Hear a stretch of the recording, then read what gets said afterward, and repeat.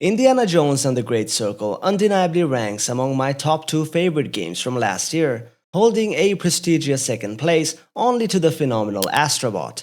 As a long-time Uncharted fan, this title truly delivered the closest thing to an Uncharted 5 we could have hoped for. From the breathtaking globe-trotting locales we were privileged to explore, to the absolutely stunning presentation, encompassing both the visuals and the impeccable voice acting, and the truly mind-blowing set pieces, it consistently captivated me. However, my initial launch experience on PC was significantly hampered by the game's demanding system requirements. As a result, I had not delved into the plethora of side content previously, which I thoroughly explored during this particular playthrough. With the game now accessible on the PS5, I was more than ready to embark on a thorough playthrough and indeed secure the coveted Platinum Trophy. Unlike my launch review, this video will delve into spoilers, so consider this your spoiler alert. Without further ado, let's jump and whip our way right in.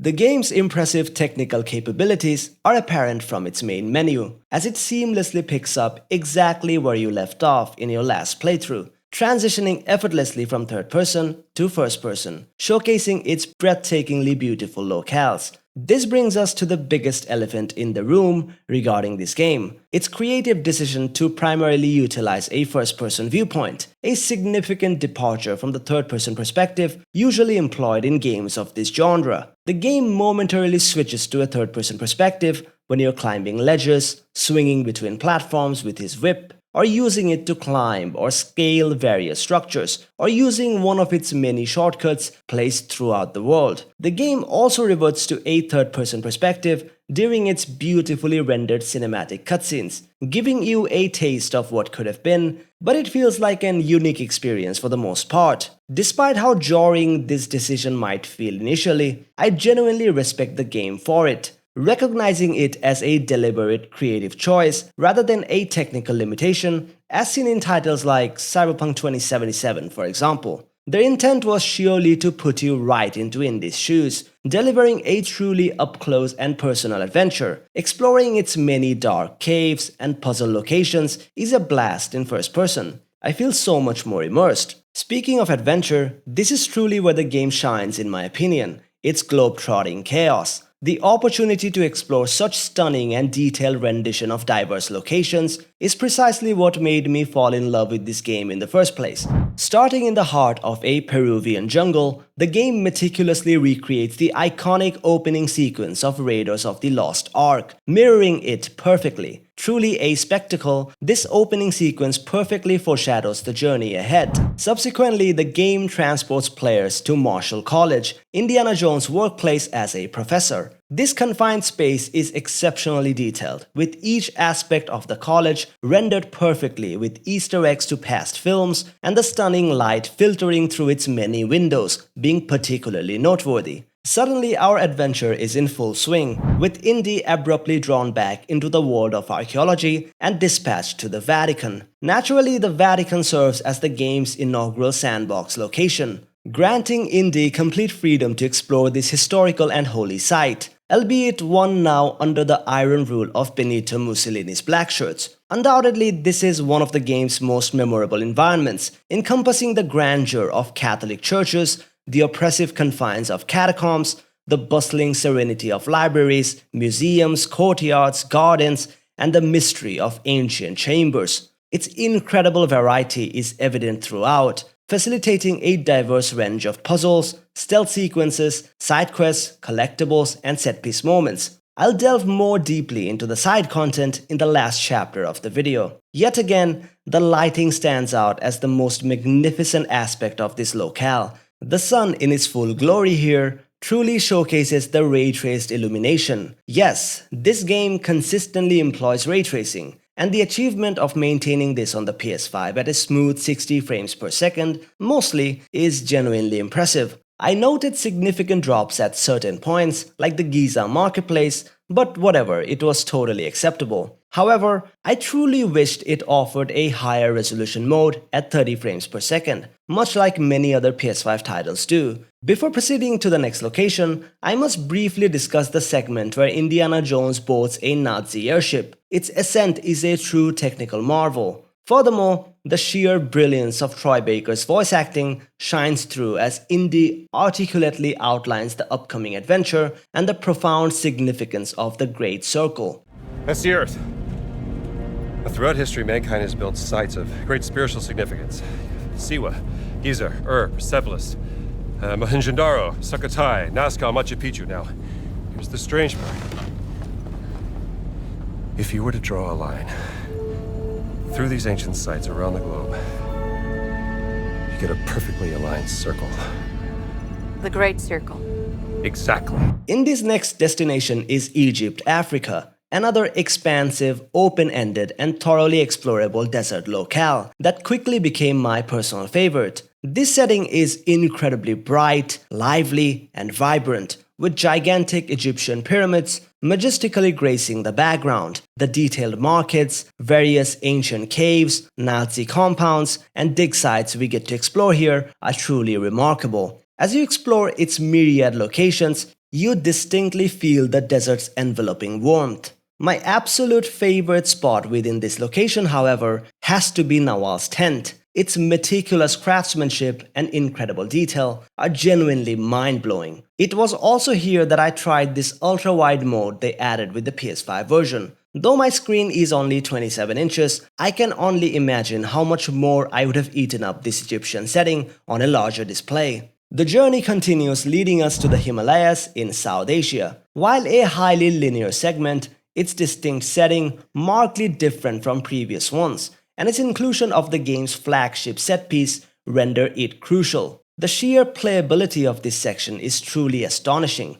From there, we are seamlessly propelled into the tumultuous, war-ravaged city of Shanghai, now a scene of complete desolation. This locale also hosts another adrenaline-fueled and striking set piece as Gina and Indy fight their way out of the burgeoning chaos. I don't suppose you know how to fly this thing, do you? Excuse me?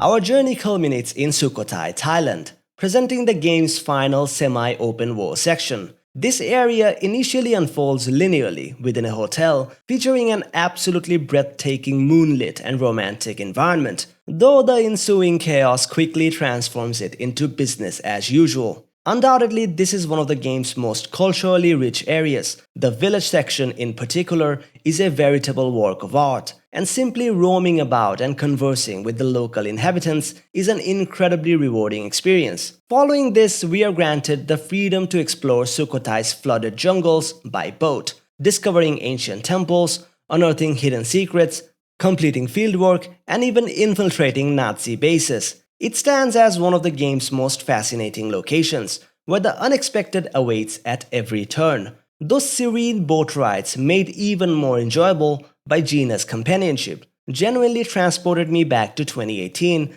when we explored Midgard in God of War with Atreus.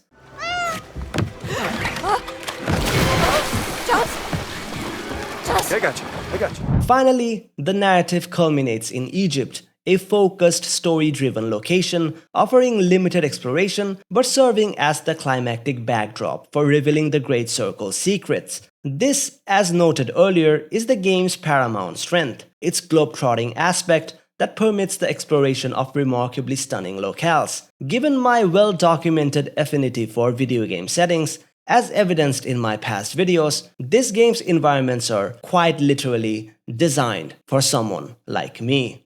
Wonderful.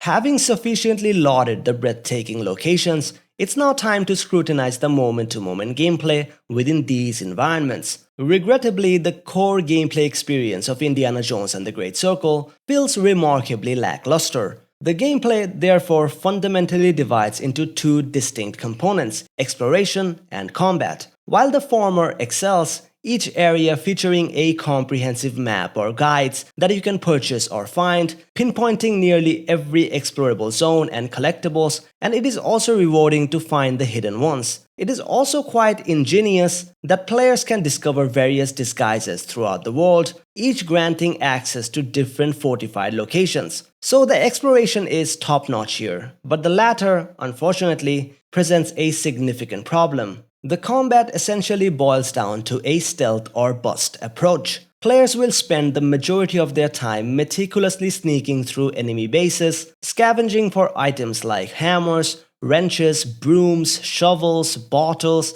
and even guitars to execute stealth takedowns on enemies. While most improvised weapons offer a unique and satisfying stealth animation, this mechanic regrettably becomes highly repetitive over time. A major contributing factor to this issue is the enemy AI's extreme lack of intelligence. In fact, during the latter part of my experience, I found myself simply sprinting through enemy-controlled areas as Indy, driven by a desire to conclude the combat segments and progress the story. While the combat's core function is indeed to facilitate the narrative, its moment-to-moment execution in this playthrough felt remarkably uninspired. Interestingly, I found it perfectly acceptable when I played it last year. Getting caught in stealth is quite simply a death sentence. There is no alternative but to reload the last checkpoint. Although guns and revolvers appear intermittently, their efficacy is compromised. Despite the solid feel of the shooting itself, specifically in those big set-piece moments, insufficient ammunition moment to moment, and the instant eradication of stealth make them ultimately unreliable. Another facet of the combat, the whip, used to stun enemies, candidly became an afterthought for me after only a few hours of gameplay. It finds its application in hand-to-hand combat, which I genuinely enjoyed. This aspect presents a welcome challenge, requiring precise timing of the dodge button to evade incoming attacks, and is, in my opinion, the sole truly immersive component of the entire combat system. Despite a tendency towards button mashing on moderate difficulty, the hand-to-hand combat offers a distinct satisfaction, particularly in its many concise boss encounters. A particularly commendable aspect of the overall combat experience is the game's significant reward for exploration. Indeed, engaging in side activities and meticulously searching for collectibles yields valuable points, money, and unlockable skills, all of which cumulatively enhance Indy's capabilities. Overall, consistent with most third-person action-adventure titles, the gameplay primarily serves to usher you towards the next story beat or cutscene, a function this game executes commendably. However, the enemy AI, which at times becomes astonishingly dumb, frequently left me questioning my engagement, as the actual gameplay felt notably sparse. One might argue that the combat faithfully reflects Indiana Jones' character. However, as this is a video game, the moment-to-moment combat should ideally be enjoyable, a quality I genuinely found lacking. For me, the driving force behind my continued progression was the anticipation of the next genuinely insane set piece.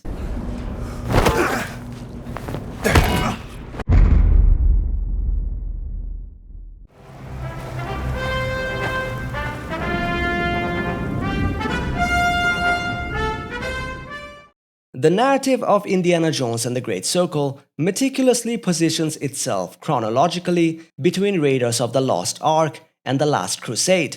I particularly appreciate how the story commences with a faithful game rendition of a classic movie scene, offering even newcomers like myself a valuable glimpse into Indy's past. However, much of what transpired remains concealed from us, and we witness him grappling with these unresolved issues throughout the narrative. You left her heartbroken, didn't you, Dr. Jones? For what? Were you afraid of becoming a husband? A father? Oh, you were afraid of becoming your father. Again, I have to divide the story location by location. The game's narrative truly ignites following a seemingly mundane robbery at Marshall College. during which a cat mummy, a relic from Indy's recent expedition, is stolen by a towering figure, astonishingly voiced by the late Tony Todd. What begins as this seemingly mundane robbery, however, quickly escalates into a globe-spanning quest for ancient artifacts as the game progresses. The first stage of Indy's investigation takes him to Vatican City, a location where he uncovers the Great Circle, a precise global alignment of ancient spiritually significant sites. During the Vatican sequence, the existence of the Nephilim Order is uncovered, a secretive group of giants who have historically protected the Great Circle's mysteries. It is here that Voss, aided by Mussolini's black shirts, seizes the initial Great Circle stone, forcing Indy and Gina into immediate pursuit. Our chase continues in Egypt, where Indy and Gina search for the Idol of Ra and its embedded stone. I really like how these open-ended locations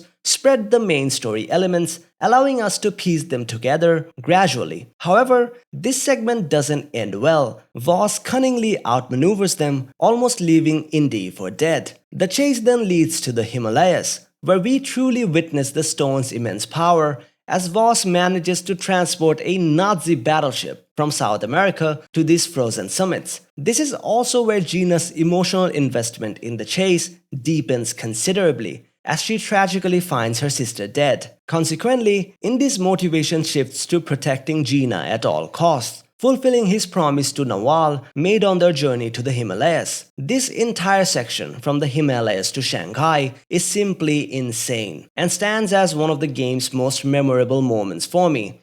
You have no history, no nation, no leader. What you have is your stupid American cartoons. Choo choo, choo choo, ha ha ha ha ha ha. After a brief capture by Colonel Victor Gantz, they escape through a portal created by one of the stones, abruptly landing in war-torn Shanghai. This is again just pure insanity, with the Second Sino-Japanese War constantly showcased in the backdrop. Following their dramatic escape from Shanghai, Indy and Gina journey to Sukhothai, Thailand, another significant Great Circle site. It's here that Locus reappears, cautioning Indy against disturbing the Circle's profound secrets. However, Indy, now fueled by an urgent need to thwart Voss and rescue Gina, who is captured by Voss during their escape, relentlessly pushes forward. Surprisingly, Locus then becomes an uneasy yet crucial ally, guiding Indy along Voss's trail. The grand climax unfolds at the ziggurat of Ur in Iraq, the final Great Circle site.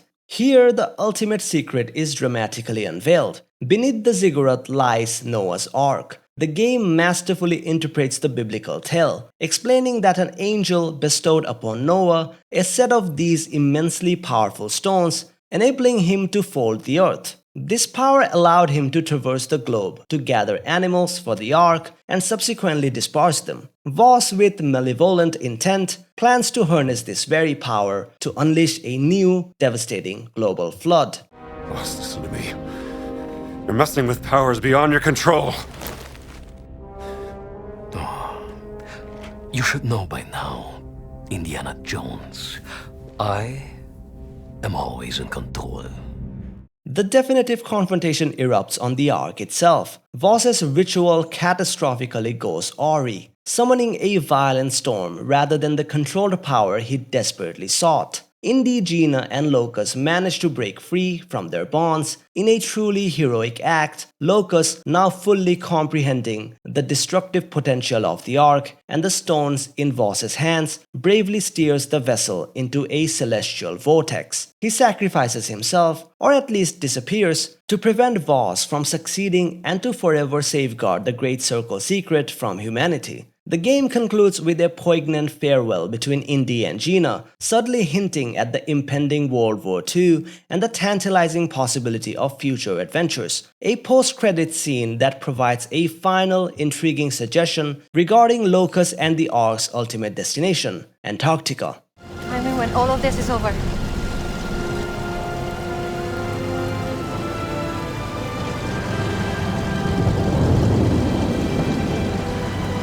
Maybe we can have that fancy dinner!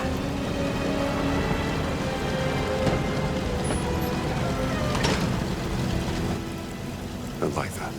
I also want to deep dive into some of the characters here. Emmerich Voss, the game's principal antagonist, who is both a ruthless Nazi archaeologist and a committed oculist. Much like Indy, Voss is also in pursuit of the ancient artifact. I particularly appreciate the characters of both Voss and Victor Gantz for their endearing foolishness. There is a memorable confrontation cutscene involving Gina, Indiana, Voss, and Gantz that, despite its intended pivotal nature, is so genuinely hilarious that I found myself laughing uncontrollably. A moment that perfectly encapsulates the endearing charm of this franchise.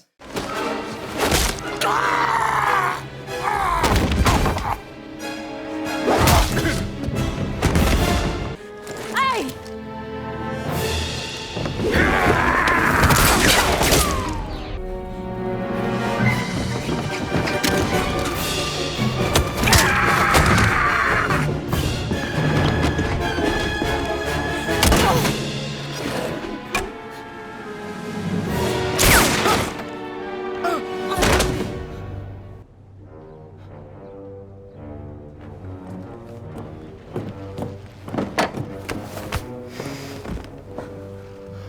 I got a better idea. Having long heard Uncharted described as basically Indiana Jones, I now fully understand the comparison. What truly perfects that comparison, of course, is Indiana Jones himself, always quick with his whip, words, and his feasts. He's an incredibly charming character, and his one-liners are exceptionally funny. Look, Dr. Jones. He's quite sweet, really. More of a dog person. His persona as a daring archaeologist, juxtaposed with his profound fear of snakes, is particularly endearing. And truly, Troy Baker's performance is exceptional. This guy possesses an incredible talent for voicing literally anything and elevating it to something truly special. Crucially, his portrayal here feels entirely authentic, far from a cheap Harrison Ford imitation. He absolutely nails it.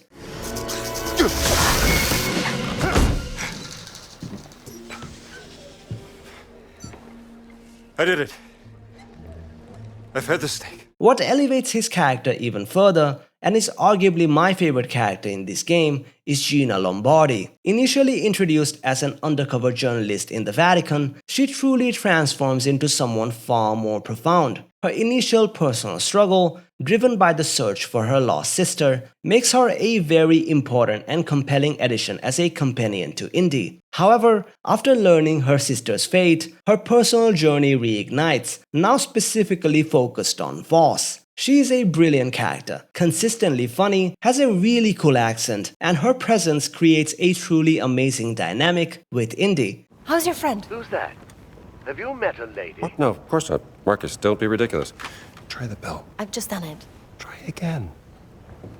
And I appreciate that the game subtly maintains a romantic tension in the backdrop without fully exploring it. When we first met, I thought you were a heartless, grave robber. Is that a fact? Yes. And, what do you think now?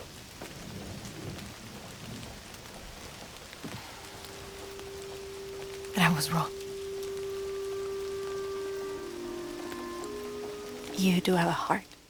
Finally, Locust stands as a truly enigmatic character, receiving limited screen time, yet every moment he appears, he commands attention. His profound importance to the story, particularly in the game's climactic ending, becomes undeniable.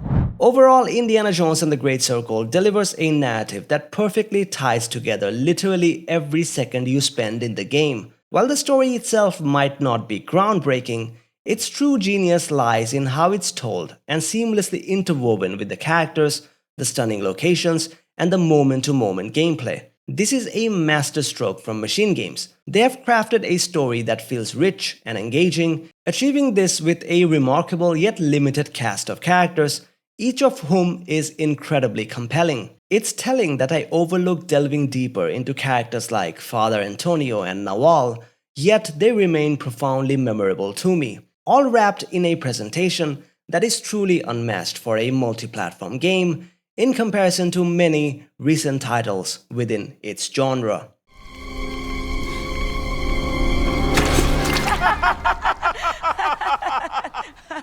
ไส้หมูทำแกงอร่อยนะ Poor contestants for the soup.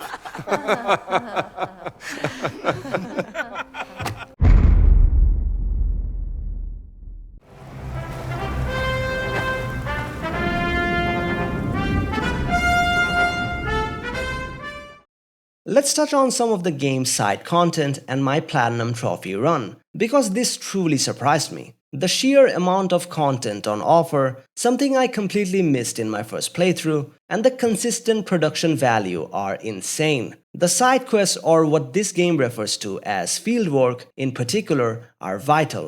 They not only expand on Indiana Jones' character, but also introduce unexpectedly incredible new characters. We kick things off in the Vatican, with the fieldwork, the Mad Priest. Here we are tasked with aiding Sister Catherine in the search of Father Crescenzo's elusive diary. This mission delves deeper into the Vatican's rich lore and uncovers some of the city's best kept secrets. And of course, any excuse for another cutscene with Father Antonio is always welcome. The fieldwork A Nun in Trouble, where we rescue a nun from fascist forces, stands out as my favorite side content in the Vatican. Although the quest itself isn't the most exciting, it's a particular cutscene that truly made it unforgettable. Take a look.